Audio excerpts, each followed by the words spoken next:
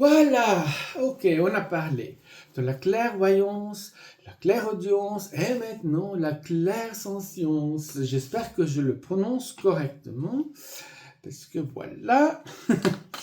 Alors, la clairsentience.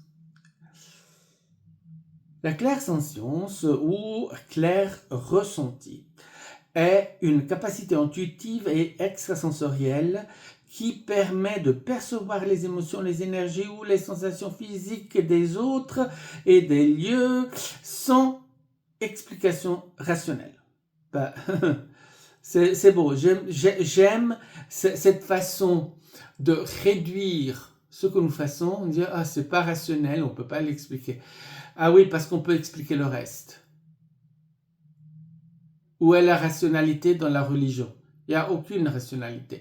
Quelle est la rationalité dans la science? Il n'y a aucune rationalité. On prétend qu'il y a, mais il n'y a pas.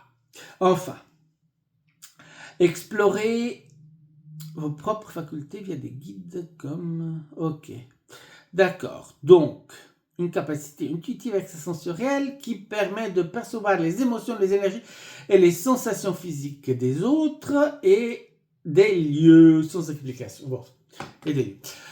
Donc là, c'est on vient, c'est une façon de, à nouveau, interprétation de l'énergie, parce que tout est énergie, tout.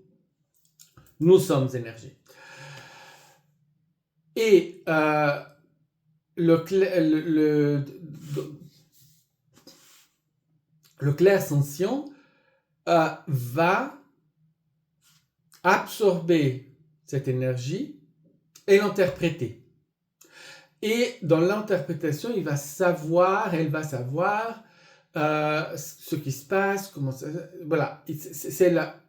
C'est une façon de reconnaître la situation. C'est beaucoup d'empathie, évidemment, parce que quand, disons, le clair cognissant, pardon, le clairsentient, je me suis un peu, il va être en face de notre personne et reconnaître que cette personne, ça ne va pas, il y a des problèmes, ouh là, ça, il y a toute une autre, voilà, interpréter. Ils arrivent dans un endroit où ils arrivent pour la première fois et ils ressentent que cette maison a de mauvaises énergies, cette maison a de bonnes énergies.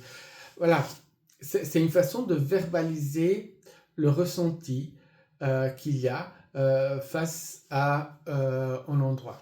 C'est aussi, moi j'utilise ça à travers l'écoute de la voix. Quand j'entends quelqu'un parler, je sais immédiatement si cette personne, c'est quelqu'un de confiance ou pas. C'est-à-dire que beaucoup de personnes parlent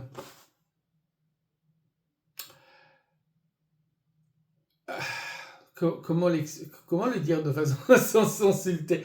Je ne veux pas insulter les gens, mais c'est très répandu, mais bon. Les gens parlent et il y a une cacophonie entre ce qu'ils disent et ce qu'ils ressentent. S'ils ont des émotions, parfois ils n'ont même pas d'émotions, mais ce qu'ils disent ne correspond pas à ce qu'ils ressentent. Donc ils sont en train, quelque part, de manipuler ou de ne pas s'exposer ou de cacher qui ils sont.